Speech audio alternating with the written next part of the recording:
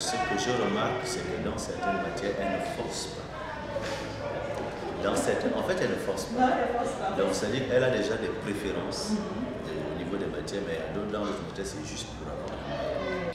Ici, quelques appréciations d'un enseignant à ce parent d'élève qui lui permettent de comprendre les insuffisances de son enfant dans certaines matières, avant bien sûr de la féliciter timidement. Pour les autres, par contre, c'est la joie et on l'exprime en affichant fièrement ses tableaux d'honneur, à l'exemple de ces 3 élèves de secondaire LE qui passent en classe de première avec une moyenne générale de 12,50 sur 20.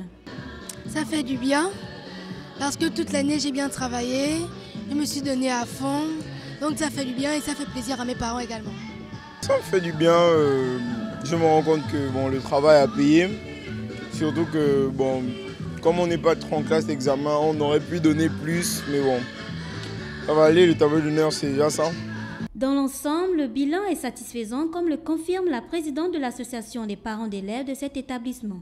L'association des parents d'élèves de l'institution Immaculée Conception a pour coutume de récompenser les élèves les plus méritants de son établissement.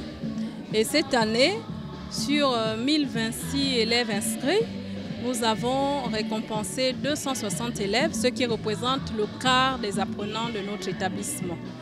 Alors c'est une fierté. Tous ces résultats sont la somme des efforts fournis par les élèves tout au long de l'année, du travail bien fait, de l'implication et surtout d'une excellente collaboration établie entre parents d'élèves et encadreurs.